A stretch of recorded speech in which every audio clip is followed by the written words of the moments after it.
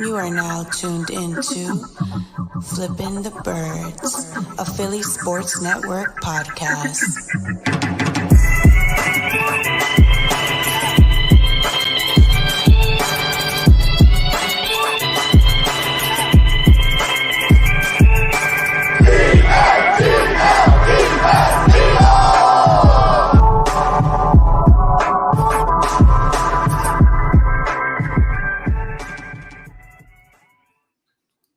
What's going on, Eagles fans? Welcome all to episode 115 of Flippin' the Birds, presented by Tick Pick. Same seats, better prices, no fees.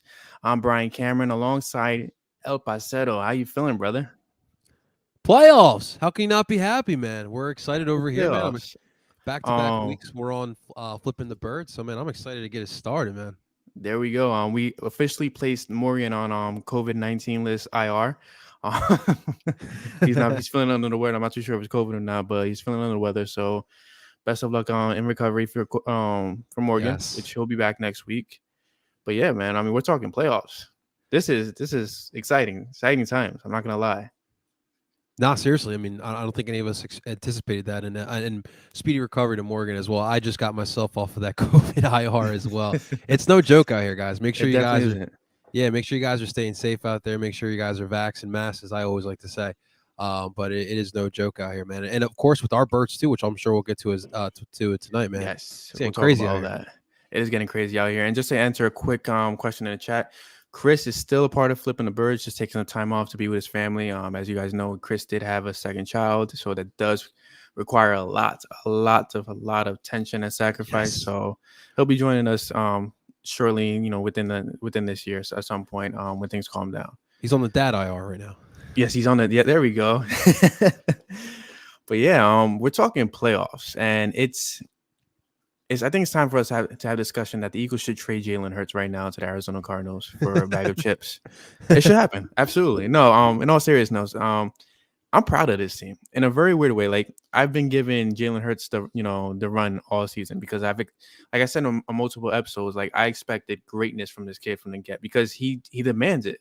Mm-hmm. I think we spoke about it last week where he has that Ben Simmons factor where the potential is there, but you just need to see it happen like so quickly because you just know how great he can be.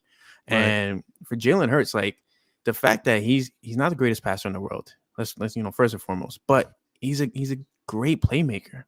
He's a game manager right now, which, hey, Russell Wilson started as a game manager. Dak Prescott started as a game manager. Majority of these great quarterbacks started as game managers. Even Tom Brady started as a game manager. Yes, sir. But we're here now. We're in the playoffs at a point where we should have never made it to the playoffs. Right. But there's one person that knew this team would win 10 games this year. Who was that? And it's me. That's you? You said 10 wins. I actually said 10 wins, and I was judged very, very harshly by Chris and Morgan. I will not pull up the receipt today because Morgan's not here for me to enjoy it. But he will be here next week, and if they win next week, I'm pulling up the receipts. It is great. Now, it's great seeing Joy Taylor and Chris Sims eating their words as well, man. That was great. Absolutely. I didn't expect that from Chris Sims at all. Yeah, he's not at all. To own up to his crap. You really raised good points. This year, overall, this whole team, it was an evaluation. You're like, no one anticipated for us to be here, but specifically with Jalen Hurts, because this was a kid that, look, he got put in a bad situation. Let's call it what it was, right, Brian? Like, being drafted in the second round, we all know the scrutiny that came with it. We had our franchise quarterback. Like, we had Carson Wentz here. And instead of finding the pieces around Carson Wentz, we decided to go for a backup quarterback, which eventually became the replacement for Carson Wentz. And he stuck through that first year. We tried a little wildcat quarterback BS with Jalen Hurts. Dude, it's crazy how we've gotten to this point now. Yeah. He started the last 4 games, showed some promise, right? And then into the season, it was just about seeing Jalen take that evolution, take those proper steps to show us if he can be a franchise quarterback or not. And if you look at it overall, as the season has progressed, I mean, we know in the beginning of the year, Nick Sirianni was trying to implement this aerial passing attack with his team, throwing 30, 40 times. And it wasn't working. And it took Nick Sirianni and the coaching staff to take a step back. All right, look, we're not an aerial attack. We need to be real to ourselves. But what are our strengths?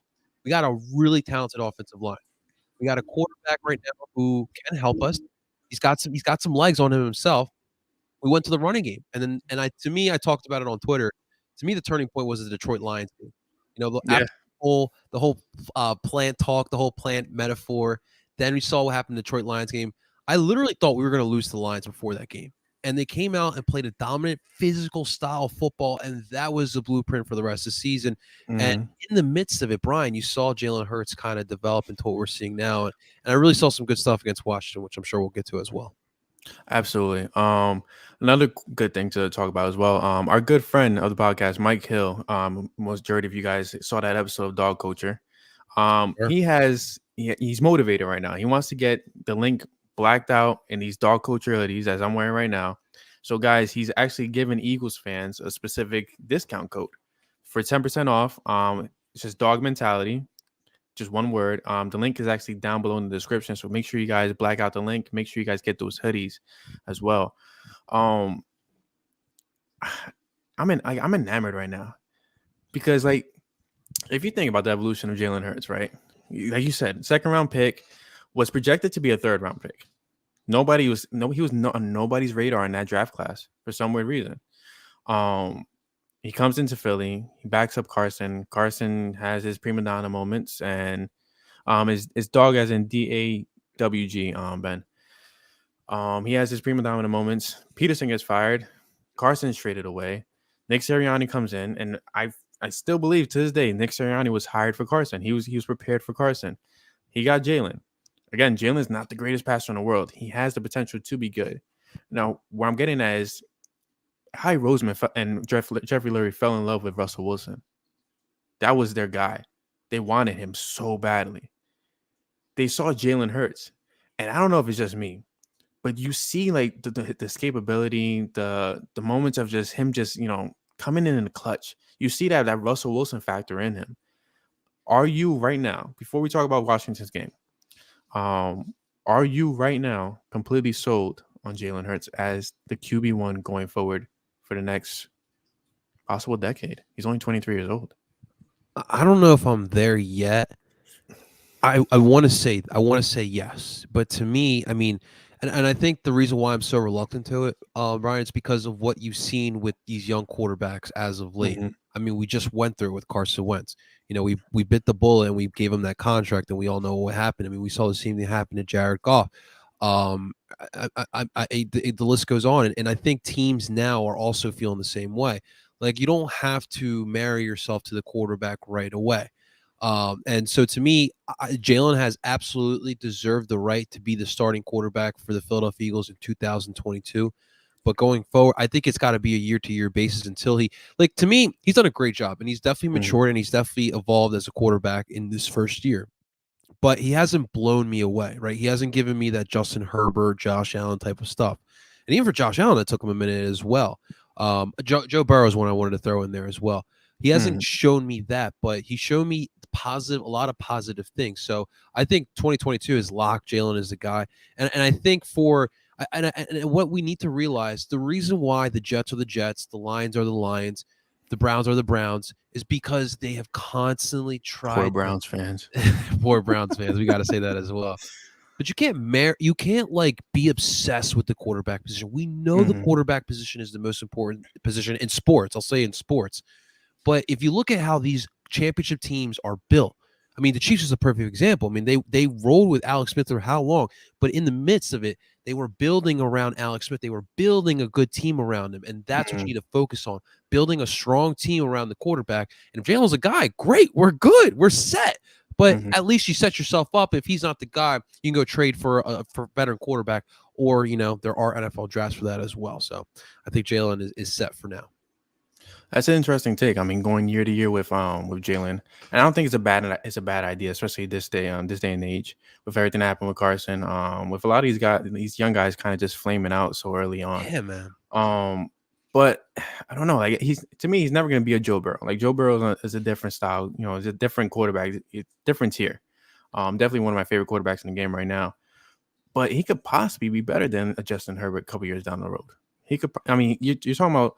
His floor to me, it's funny. We'll be joined by Kevin and Aiden of the Birds versus Boys podcast, and Kevin's actually waiting right now in the waiting room. But his floor to me is Dak Prescott. And his ceiling to me is Russell Wilson, just because he has that he has that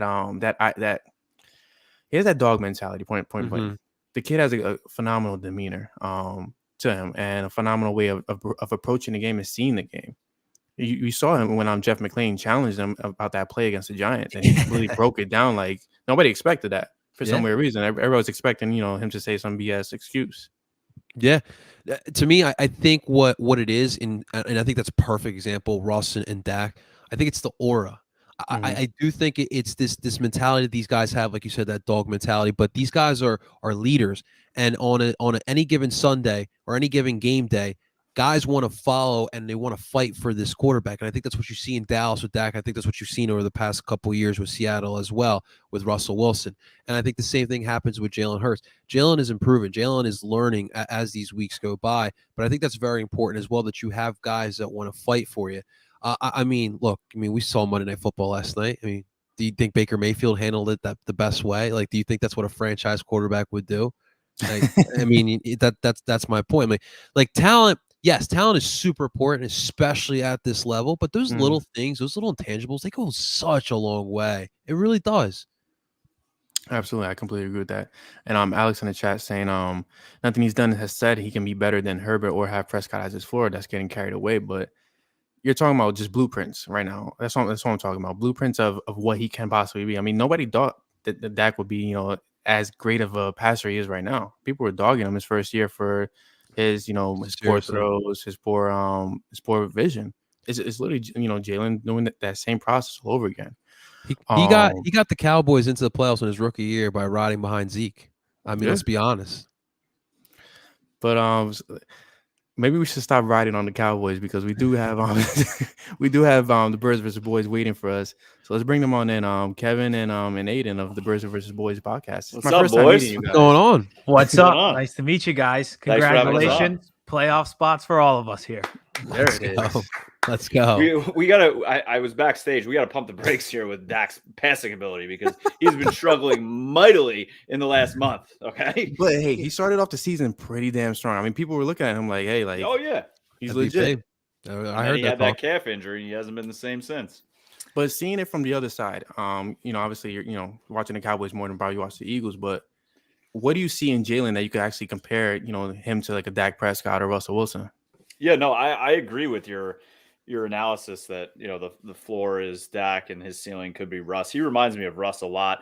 The way he moves in the pocket, the way he gets away from pressure. He seems like everything slows down when he's running the ball and assessing the field. And I see that in Russ. So, I mean, I don't know if he could be better than Herbert, like you're saying. Aiden and I both love Justin Herbert. So I don't know about that, but yeah, he's impressed me. He really has. Yeah, that's not garbage teams, but he's impressed. That's not a dig at Hurts. We just love Herbert. So. No, absolutely not. Completely understand, man. Completely understand. I'm a Joe Burrow guy, so I get it. Now that's an argument to be had for sure. But yeah, like I said, it's my first time meeting you guys. You guys came on the podcast before with Chris and Morgan. Morgan is on our IR list right now. Chris is on our leave list right now. So yeah, you get the bald beard, and you get John from Duke by the River. I'm from the practice squad as a. He was elevated today. Listen, that's what the NFL has been about all year. Just the ability to survive injuries, COVID, all of it. Next man up. There it is. Next man up. It's all about. Exactly. Same with us. We'll see who's even playing this weekend. Yeah, and well, that's a big thing, because your coach came out saying that they're not resting their starters. They want to win this game. How do you feel about that? I mean, with the possibility of the Eagles resting their starters.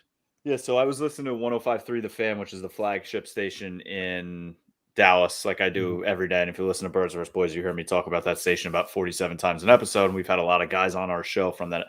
And they're saying the same sort of thing. They had Jerry Jones on today, Stephen Jones on, and they're both saying that they're going into this game to play to win the game. How do I feel about it? I feel kind of twofold. I don't know if they're really going to play all the starters all game. Maybe treat it as that third preseason game, half, maybe 3/4. I think Dak does need some time in there with the receivers. One, because he, again, struggled last week. The timing's been off with the receivers. And 3, what does Dak not normally do well? Play in cold weather. And if they do win round 1, they're going to Green Bay. So they need to get a little bit of cold weather in them as well. So I'm okay with that. The defensive side of the ball, I think they need to give Micah some rest. The kid has played so many snaps, and Tyron Smith should rest. So I don't think everybody should be in there. I don't think they should be in the whole game.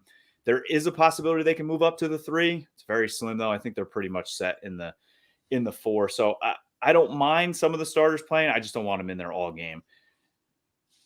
And I think that's probably why they made us play on Saturday. That's my conspiracy theory, is like, now we can't look up at the scoreboard and like, if the Cowboys are like, all right, the Rams are up by 20, the Bucks already crushed like the Falcons, and be like, you know what, I think we're done. We don't have that ability to scoreboard watch. So 2 big media markets, going to be good for ratings, and then playoffs on Saturday, so we can't scoreboard watch. I think they just wanted to cause chaos in the parking lots. That's most likely what it is. Pretty much, man.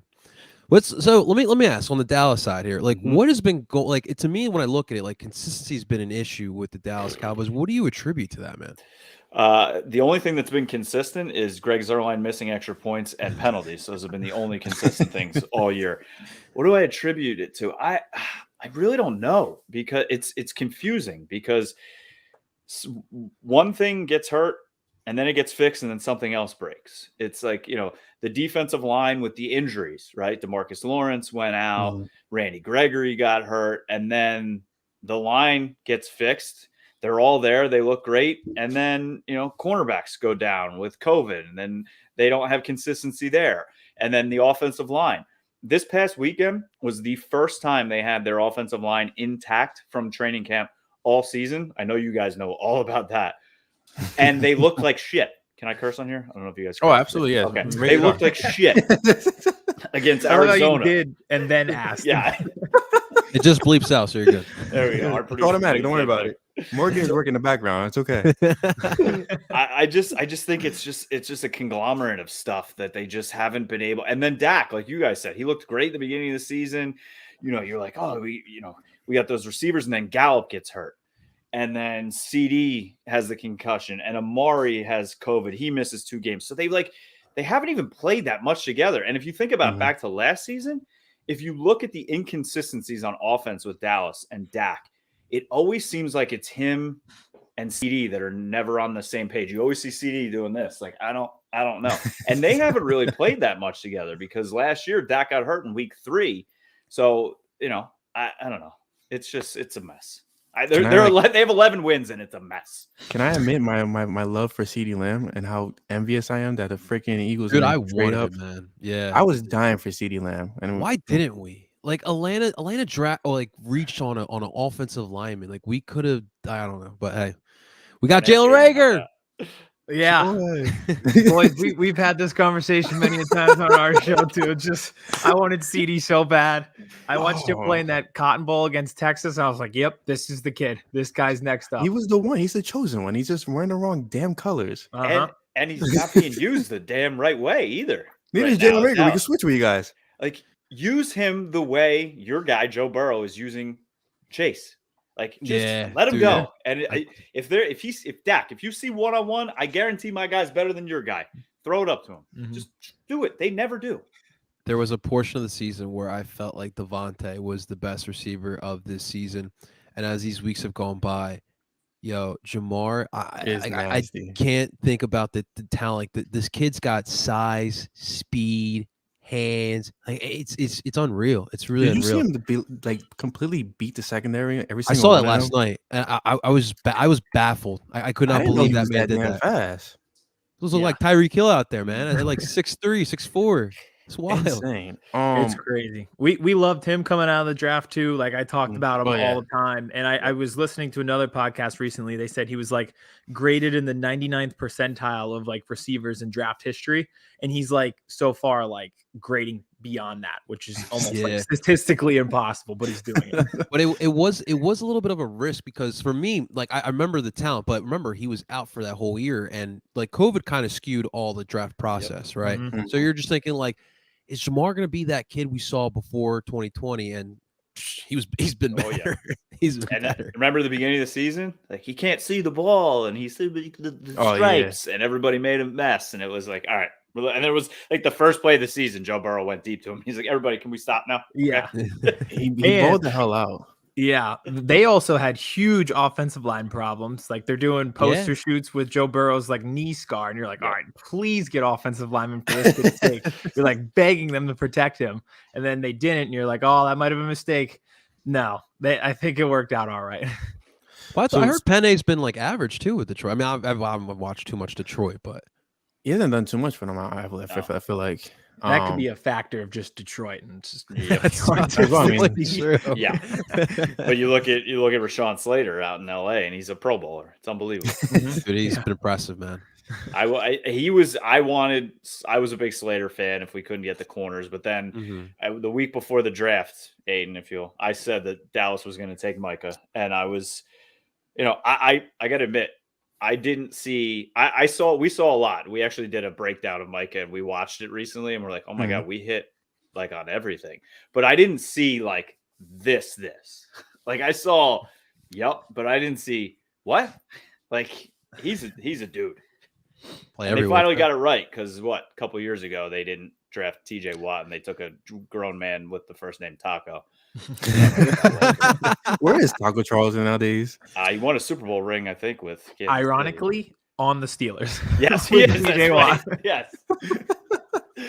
Life just comes full circle, doesn't it? Yep.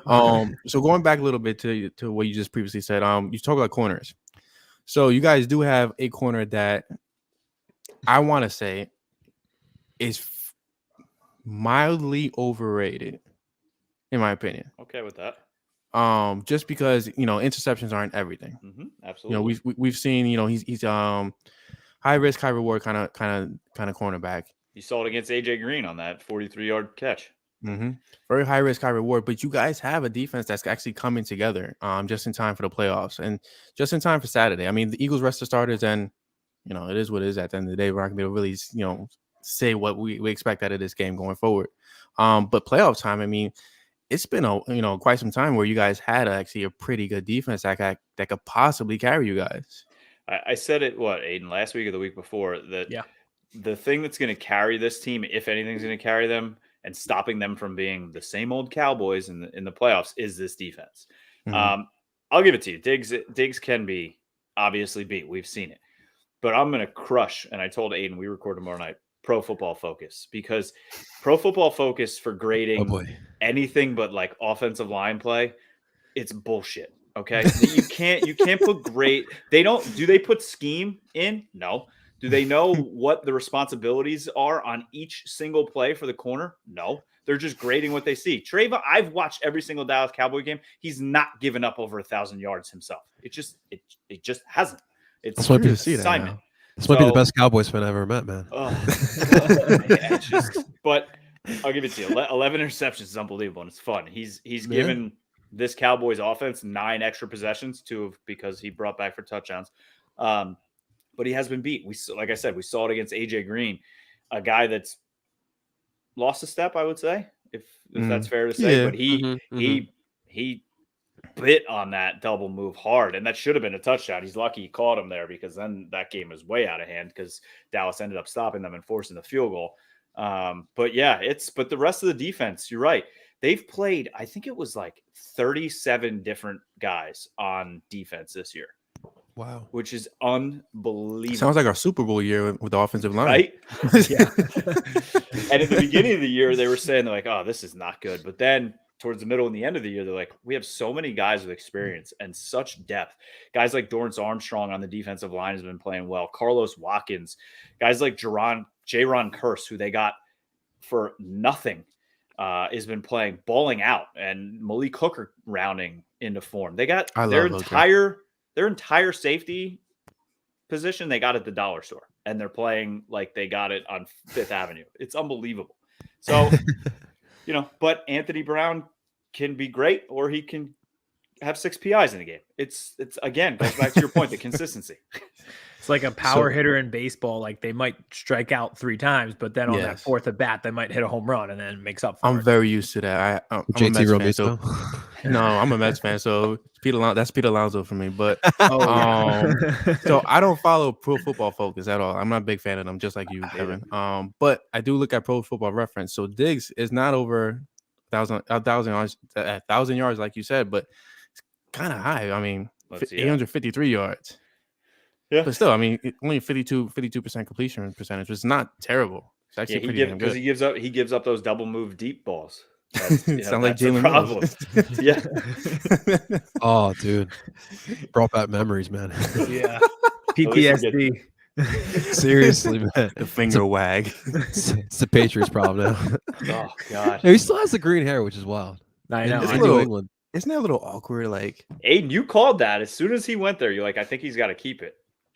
Yeah, he built his brand about it, so like I don't think you can switch at that point. It's awkward. What brand? Like I feel like Jalen Mills doesn't really have a brand to stand on. Like can't be the red or blue goblin, man. Like yeah, the green goblin. Could be the hobgoblin. Like you can switch it up a little bit. We're not talking about Spider-Man. I'm just kidding. Wait, are we gonna spoil it, or did everybody see it, or no? I didn't see it yet. I have not yet. Oh damn! All right, don't worry. May does. She turns into Iron Man. So Brian, if I may, Brian, I've been dying to bring up a topic, Brian. Yeah, I think you're going to bring up that same question I have. So who should go first? No, go ahead. I want to see the same question. So listen. No, so I just wanted to bring up this whole topic that's been brought up throughout social media is the fact that, look, this Eagles team has made the playoffs. This Eagles team has not beaten pretty much no good opponents, right? I mean, do we have the right to be excited about this playoff? Because the way I look at it, this team is not even supposed to be here in this position. But technically, sorry to cut you off, technically, the Dallas Cowboys have not been a good team either. Oh. I would correct me if I'm wrong. I would call the Patriots a good team. In New England's a good win. Okay. They beat one good team. I would say beating the Chargers on the road's not a bad win either.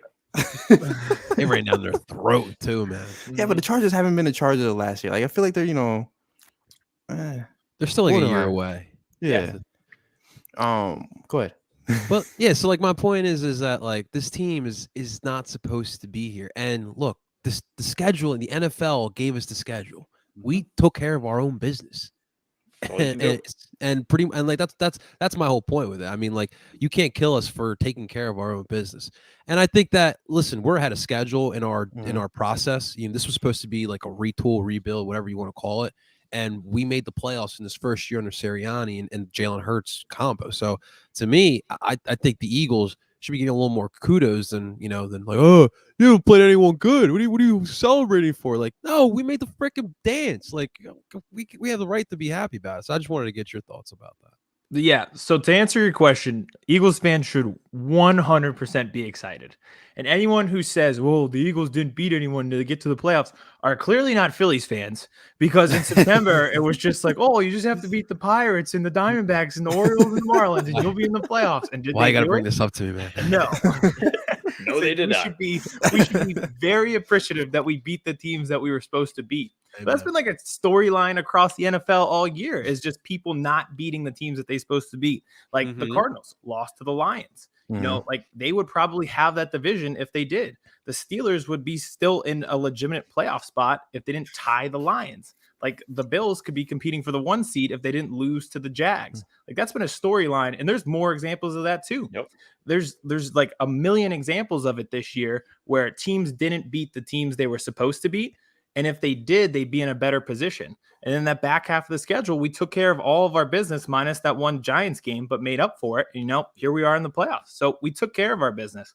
And like you said, like this is our schedule. That's the point of the NFL, is parity. We had a last place schedule because we were in last place last year, and it's geared so that when you have a last place schedule, it makes it a little bit easier and kind of evens that playing field for you. So yeah, it was an easy schedule, but we should still be 1,000% excited that we made it where we're supposed to be and beat the teams that we were supposed to beat. And everybody's, even if they say you beat bad teams and easy teams, you're not supposed to be a good team anyway.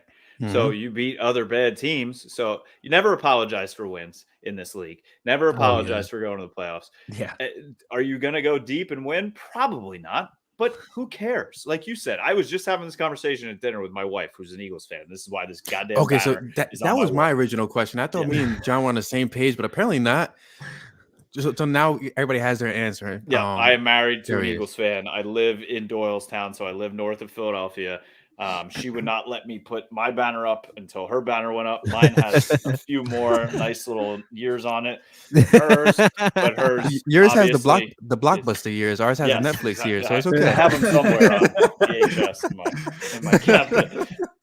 But I was saying the same thing to her. I mean, you have a team that started out 2-5. You got smoked in Dallas, and you have a first-year head coach. You've had injury problems. You lost your right tackle for multitude of weeks due to mental health issues, and it's amazing seeing him back and having that touchdown catch.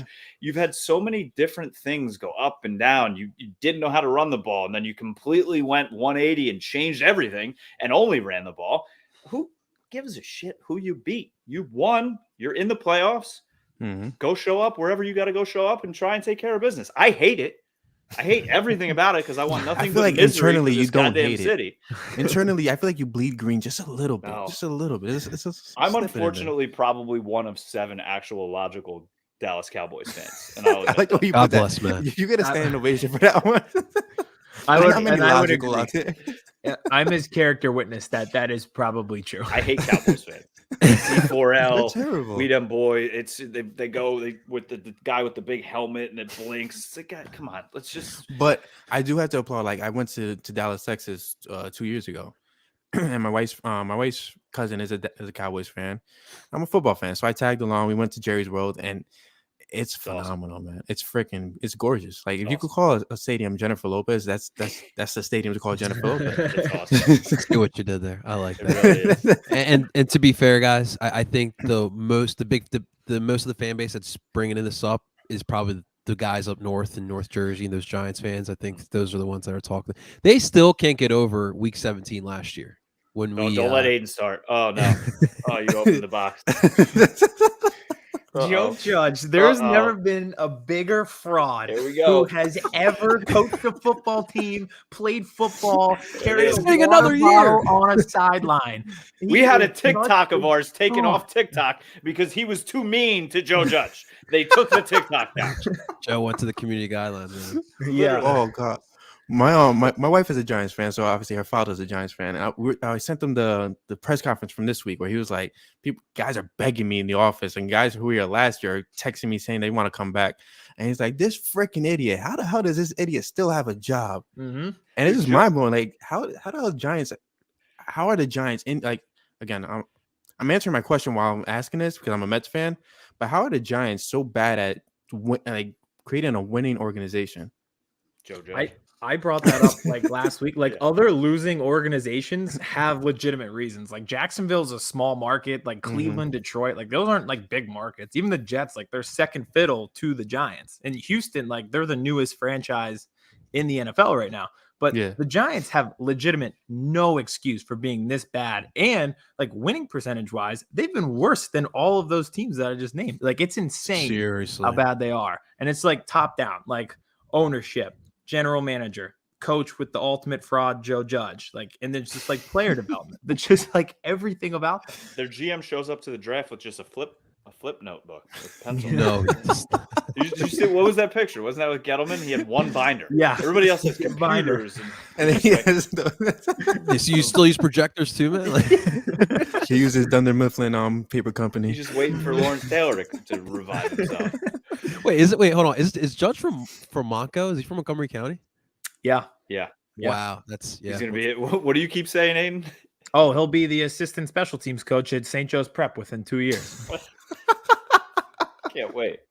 I love that he says that players are begging him to come back when a guy like Joe Looney, who was on the Cowboys, Didn't they have like 5 people retire in the offseason before the season started? Joe Looney left the Cowboys as a free agent, signed with the Giants, was there for 1 day. They made him run gassers on day 1 of training camp, 100-yard gassers with his pads on. He's like, I retire. And he literally left and he's done. And now he's doing marketing for the Cowboys.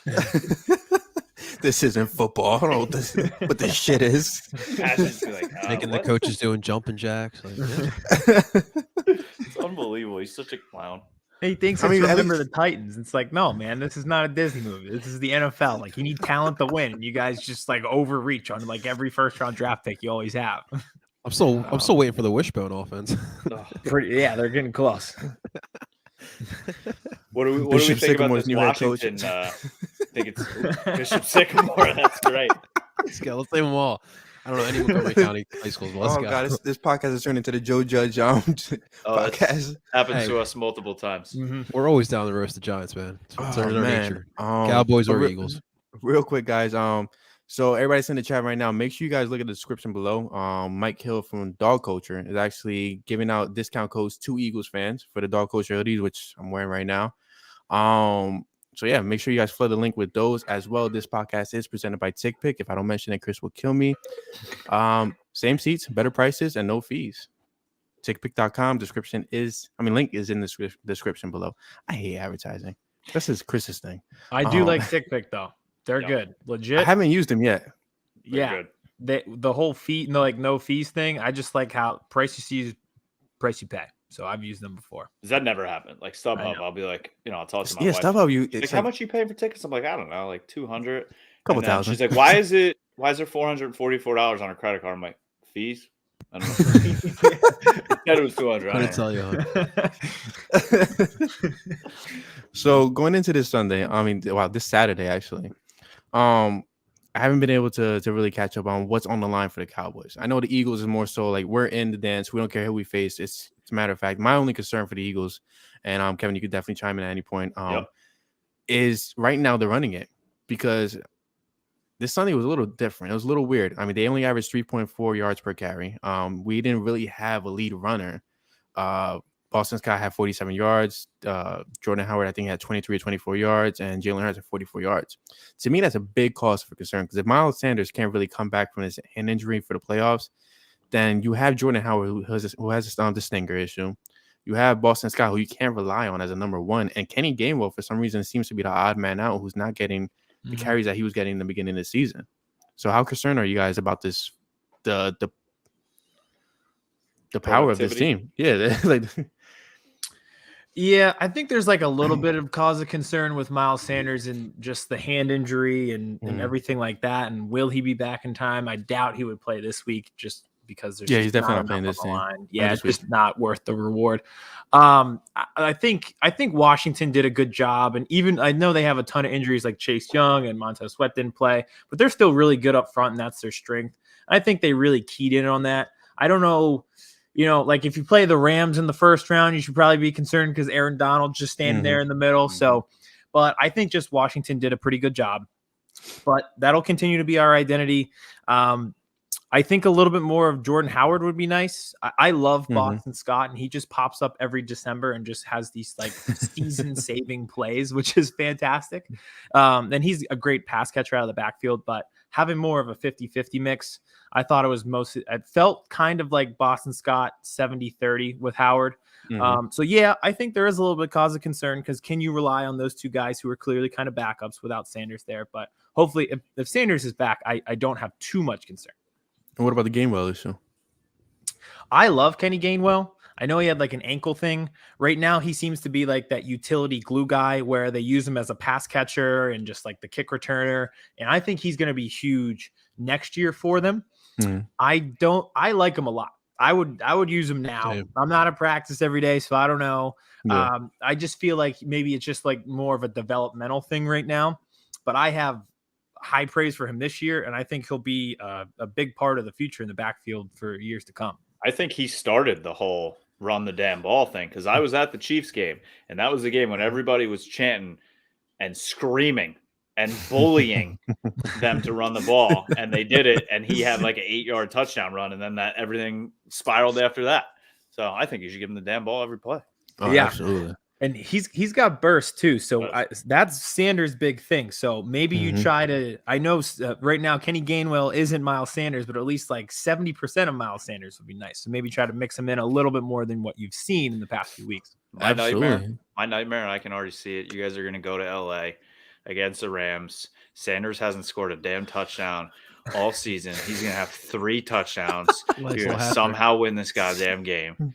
Oh God! And then have to go to like Tampa. Oh God, it's gonna be a disaster. I can't even think about that yet. I'm not concerned, honestly, Brian. I think let's just get through Dallas. I mean, let's run Kenny this week.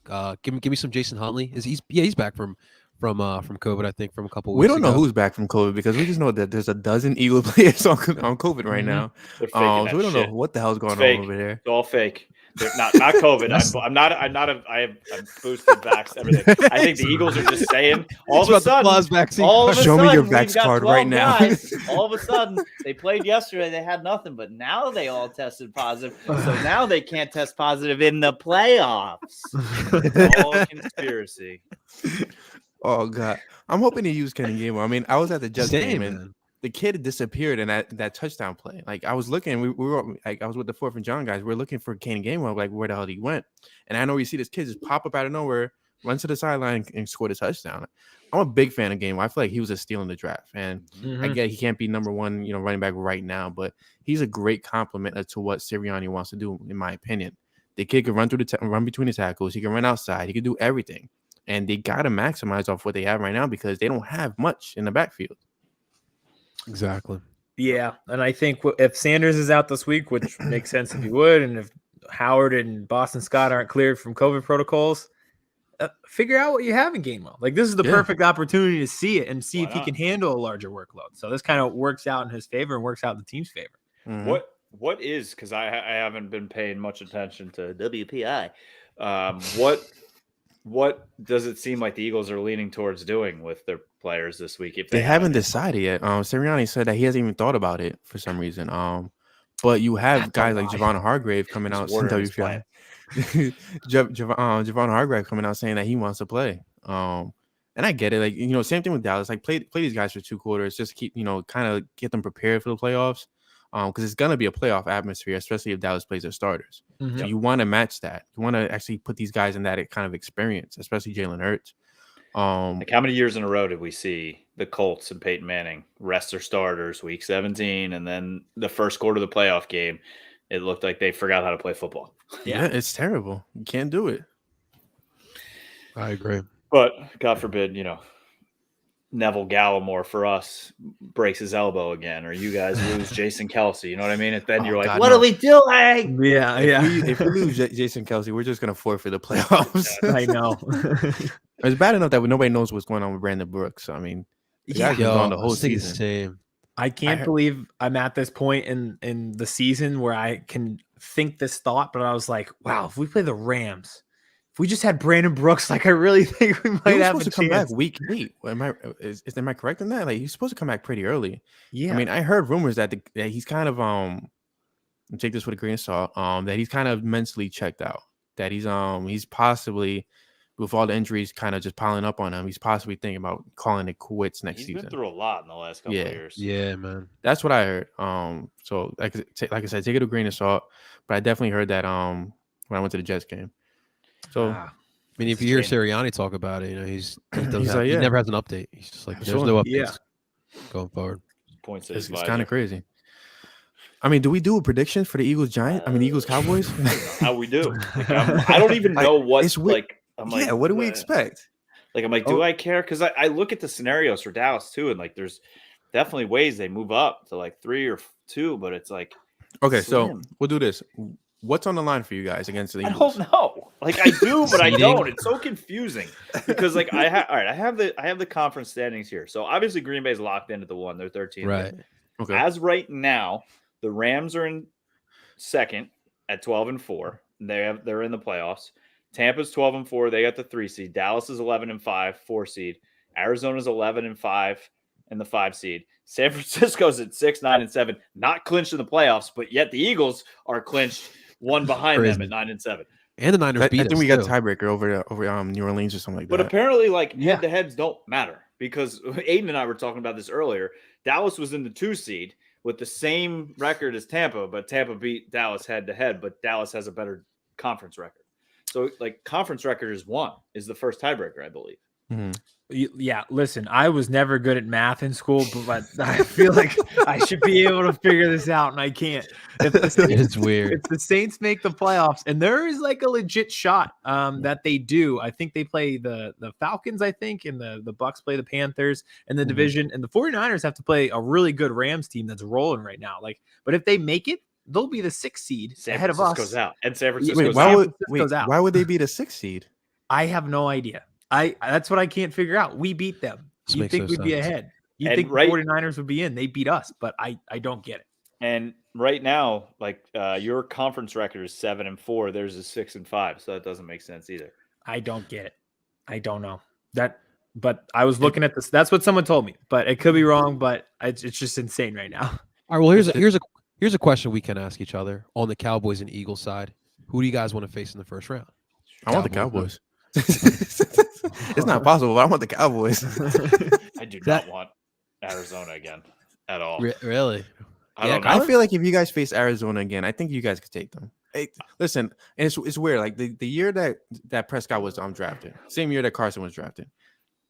Before the whole trade rumors came out, the trade of the pigs came out, I was actually a big fan of Prescott. I wanted Prescott in Philly. Yeah, and I still think like if this guy could actually mentally get his body where his mind is, he could pull something off for Dallas.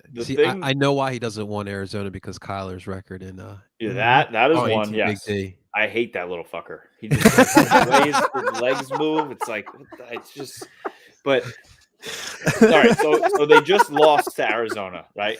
Right. And Arizona was missing their right tackle. They didn't have DeAndre Hopkins. They didn't have Connor. They didn't have their new wide receiver Edmonds. They didn't have both their starting cornerbacks and Golston and their other.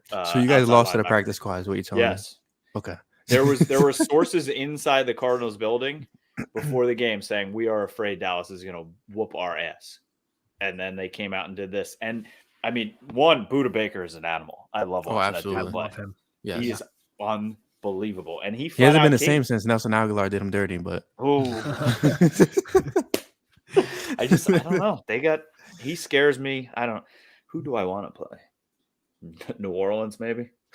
Yeah, I think everybody wants to play New Orleans. Yeah, it's crazy to me. The 49ers just feel like a playoff team. Mm-hmm. The fact that one loss to the Rams and we could be looking at a Saints playoff berth with Taysom Hill at quarterback is mind-boggling. Oh God, Tampa maybe. I know. Tampa's going through some stuff right now. Yeah, it's Tom, but at the same time, can we talk about the stuff they're going through? No, like is that allowed to be? You want to talk about jumping jacks without a shirt in the end zone? I mean, he said he was too injured to play, but he went into the end zone, did jumping jacks, and left.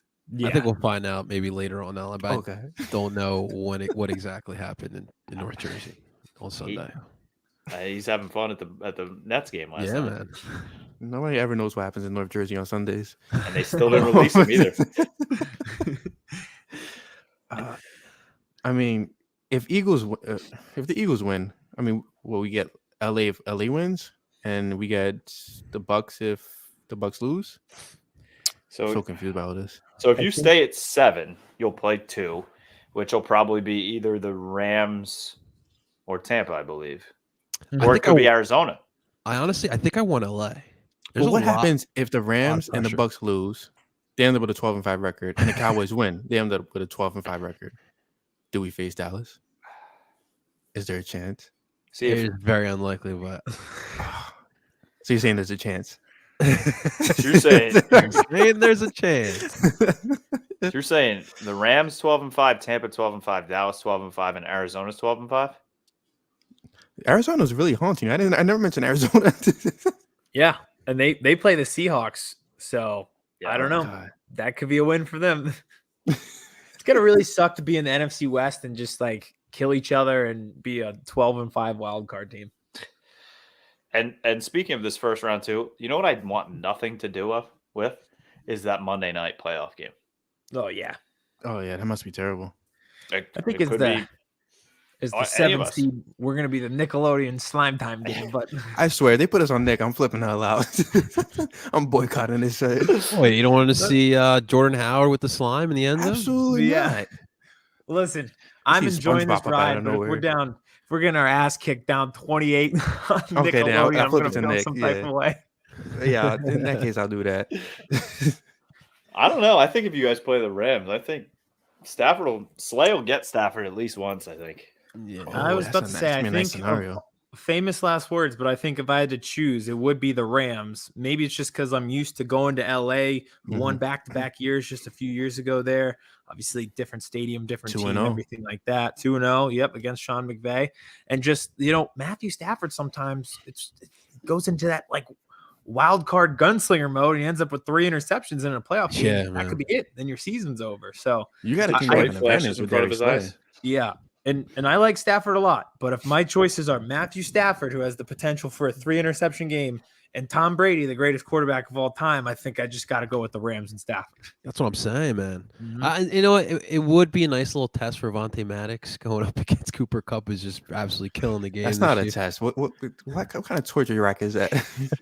Cooper. No, don't underestimate Vontae. Cooper Kupp is nasty, bro. He deserves his own movie. He's killing it. Like this kid is nasty, and I'm so pissed off that I chose AJ Brown over Cooper Kupp in my freaking franchise league, my dynasty league.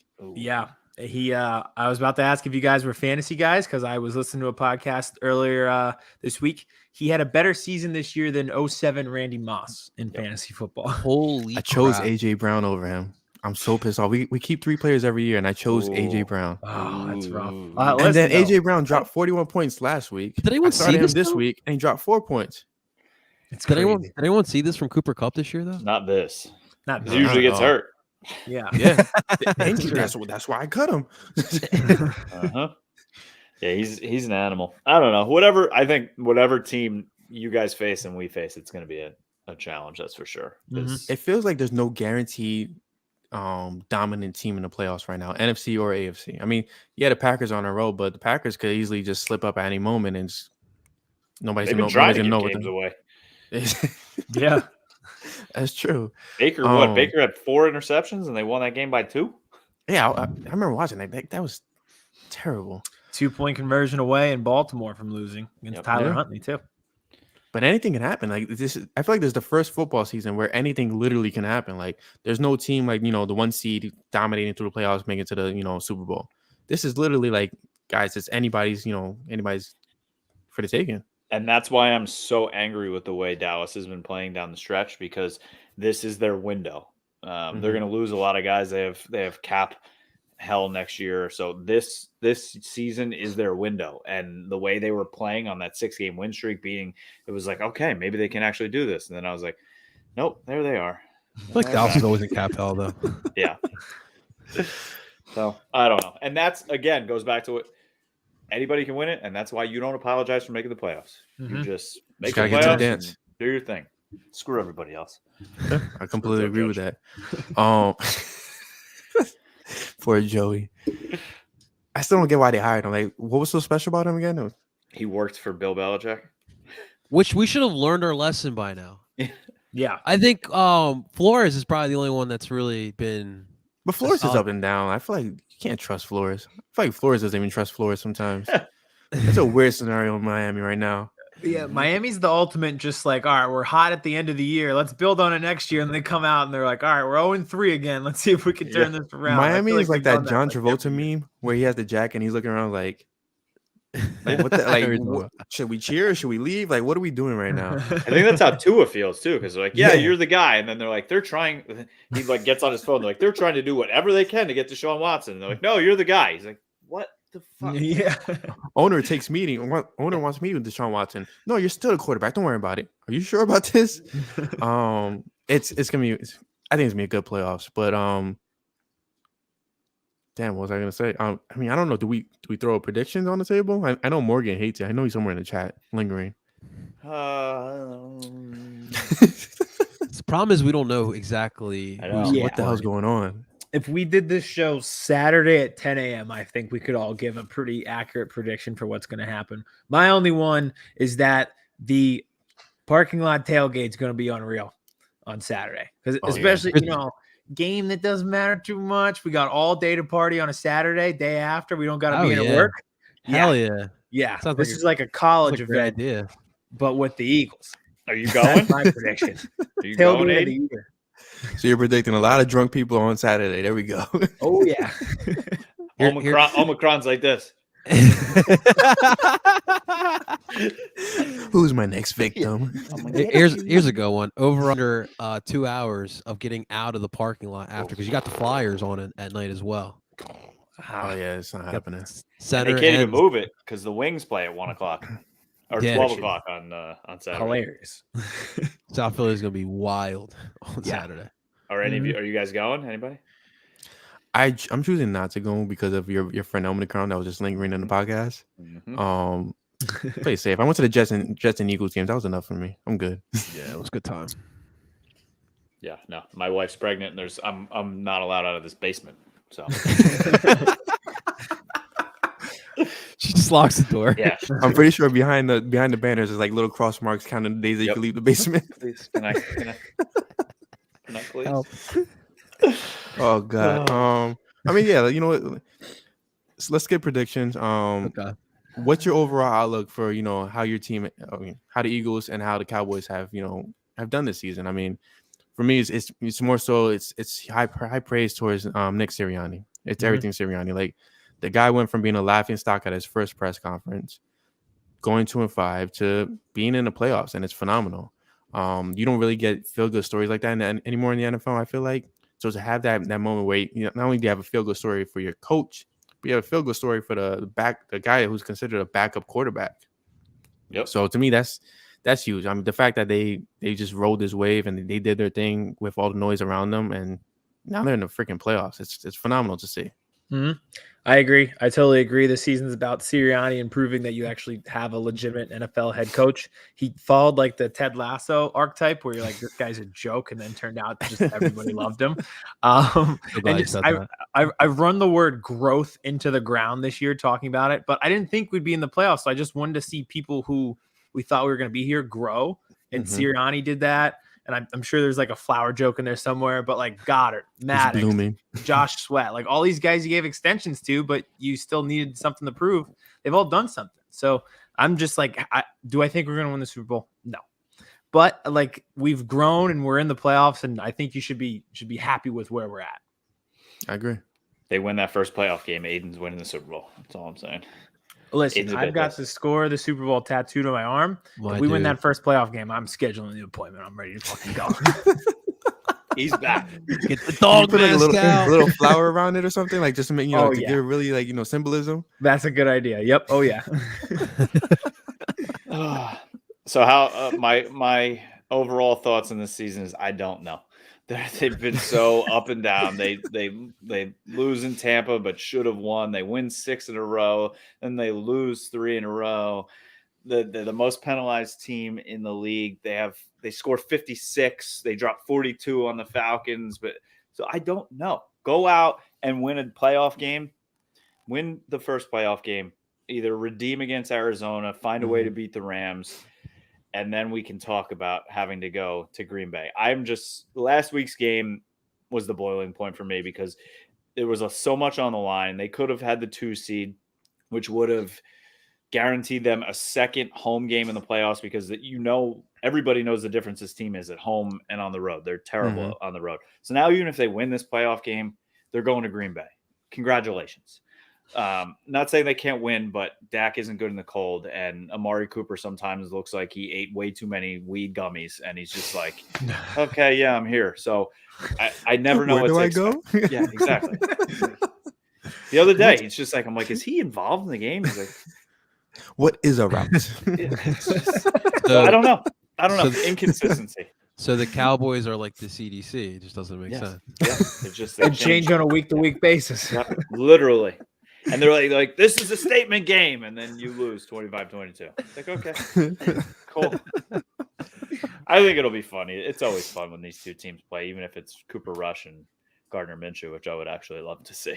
Oh, I would love to see Minshew. Minshew Maniac's coming out, man. They went freaking wild for him at the Jets MetLife. It was insane, like completely insane. But he had a hell of a game. What do you think, John? I think we all can agree. I think we're just happy with what we have seen. None of us anticipated the Eagles to be in this position here, from the development of Nick Sirianni to take that step back in the middle of the year and kind of change the identity of the team and for the better. Watching Jalen Hurts develop as a quarterback throughout the season, not just tucking away and running, but going through his progressions. Hey, we didn't talk about the football team game, but dude went to check down receiver. Mm-hmm. He saw Boston Scott eat with very often. Couple of those checkdowns. So, and how about the overthrow to Devontae Smith? I mean, he actually threw, with some type of anticipation. Yeah. So I like I said earlier, like we should be happy with us. We're ahead of schedule when we look at it as far as our progress goes and our process goes. So I'm extremely excited. What if we lose in the first round? I could care less. I'll probably have a beer in my hand, enjoying it, but just proud, just really like we have that Eagle pride. And I think that's the main difference. Like last year, it was like kind of embarrassing being an Eagles fan, how they fell from grace. We literally won the Super Bowl 4 years ago. That was embarrassing. And now you got that pride again, like a fucking Eagles fan, like let's go. And that's back. And let's do it. Hate it. Yeah. And I'm 27, so like I haven't seen many Eagles losing seasons, right? And I haven't seen many losing seasons. So right. Like last year was like extra embarrassing. Like that was not the standard that I grew up embracing. Exactly. But now it feels good to be like feeling back on that trajectory. Make me feel old. Respect the teams. Kevin, how old are you? Am I the oldest one on the podcast? 34. Oh no, you got the title. Go ahead, yeah. I got a lot of gray hairs. Congrats. I have 2 gray hairs right on my beard. Can't really see them, but they connect for some reason into forming Voltron, and it's like one big string. V for victory. Your honor. There it is. Oh, it's all about becoming old. But listen, we're gonna wrap up the podcast. We are an hour in. Appreciate you guys coming on. I know you guys had a good time last time with Chris and Morgan. I hope you guys had an equally good time with me and John. Parcero. All good.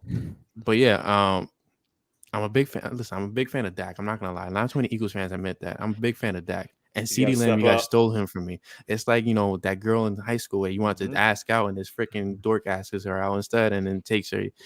A lot of flashbacks in my life. Yes. Aiden feels you on that. His last 2 favorite players in the last 2 drafts have been CeeDee Lamb and his hometown hero, Micah Parsons. And we got both of them. You know what? We got 10 minutes, right? I'll say we got 10 minutes. Let's play around for 10 minutes. What do you think, Basetto? You got 10 minutes? I got some 10 minutes here. I have a question. So recently, I was featured on a podcast without being featured on a podcast. Apparently, I had a debate with somebody that I never had a debate about. Micah Parsons versus Devontae Smith. To me, Devontae Smith was the right pick because at the time, Micah Parsons was not the locker room guy that Philly needed. Michael Parsons also I think he still had an investigation going on right now, or he's put on hold possibly, but he had that issue in Penn State where he was being investigated.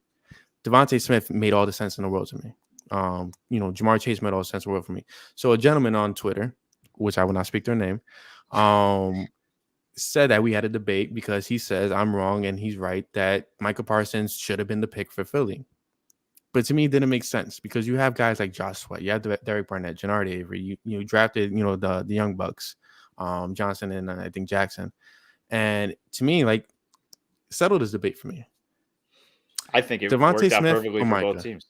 Yeah, this was a win for everybody. And I don't think Micah would have been as great on Philly as he is in Dallas. That's probably true. But here's the easiest way to settle it. The Cowboys never make that trade.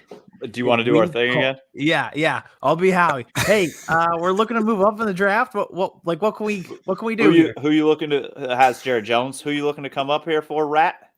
This would be Howie. Can I move up for Micah Parsons? You can go fuck yourself. End of call. That would have been it. Like, I think, Brian, what we all need to remember and how he needs to change his mentality is the fact that I think regardless of the character issues, Howie just does not value that position. Mm-hmm. And I think going forward, he's a positionless linebacker or defensive end. Like, but he was all around. But do we have that? Like, was that his comp coming into the NFL? Like, could he play multiple? Like, could he play as a pass rusher? Like, I only saw him play linebacker in Penn State. Yeah. He could. So in high school, he was a defensive end. Also, hilariously, he was the running back and kick returner. So just speaks to how athletic he was. He was Jalen Rager and Josh Sweat mixed into one. Just insane. It's crazy. But it's just like the best player available in that position. You can make the case for Devontae Smith. He won the Heisman at Alabama, and we seem like when there's that clear, obvious talent there, we veer left and take some guy from the Pac-12 that we've never heard of. And like Devontae Smith won the Heisman and went to Alabama. Like I'm okay with that. And another like point with it, we were bad at linebacker. We were bad at wide receiver. We had holes at the corner. Like we had holes everywhere. So there's like no when you're 4-12 or whatever we were, 4-11-1, there's no right pick because there's a lot of holes to fill. Hindsight's 2020. You guys, if you passed on Devontae Smith and he had the year he's having somewhere else in the wide receiver position, you passed on another wide receiver. Exactly. The problems, the call. I'll hang up and listen. Why the fuck didn't we take Devontae Smith? Like that, it would have been every damn day in Philadelphia. Mm-hmm. Yeah, absolutely. Imagine if he ended up in New York. Oh my god, 6-1-0. He tried to. He would have been there. Chaotic. It's just, I mean, and then who would have been your pass catchers this year? I mean, he's Rager, baby. Jalen Rager, like, wide receiver 1, bro. What are you talking about? Come on, put some respect on Rager. I guarantee you. I guarantee you, if you picked. If for some reason you guys got Parsons and not Devontae, you don't make the playoffs this year. Oh, absolutely not. I completely agree with that. Yep. So really quick, shout out to Philly Mike from the Philly Talk podcast, asking the question that was on everybody's mind in the chat. He is not a cow. He's a Cowboys fan. He's not an Eagles fan. His wife is an Eagles fan. Live in Pennsylvania, and she would not let me put my banner up without hers. Yes, you can call me whatever you want, but happy wife, happy life. that's literally the definition of a married life right now. Not even married. Not gonna lie. But my biggest issue right now, and I'll get all of you in on this. So we're having a kid in March. Congrats, man. Don't know what it is. Don't know if it's a girl or if it's a boy. Not finding out. But like what I'm like, it has to be a Cowboys fan. She's like, you're not gonna raise this kid to be an outcast. I'm like, but I'm the one that's gonna be teaching it football and all. So like, I don't know what to do because. So I made a deal with my wife and my father-in-law. I get Eagles, and they got the Yankees out of her because obviously I wasn't gonna let her be a Mets fan. Because at the time we were, it's a Mets fan. Like, see, Aiden laughed the moment I said Mets fan, so that defines everything. You were saving her, so I'm saving her from that embarrassment. But she's ironically, she was born the year that we won the Super Bowl. She was born in Philly. And the girl, she's hilarious. She'll have the Eagles chant, but she spells it ESLEY, and she'll say Eagles. See, that's cute. She's the proudest Eagles fan in the world. So you got to find that common ground with her. Yeah. But Mike is also has a good point. Father-son rivalry. I mean, it's pretty epic. It could be fun until fists are thrown.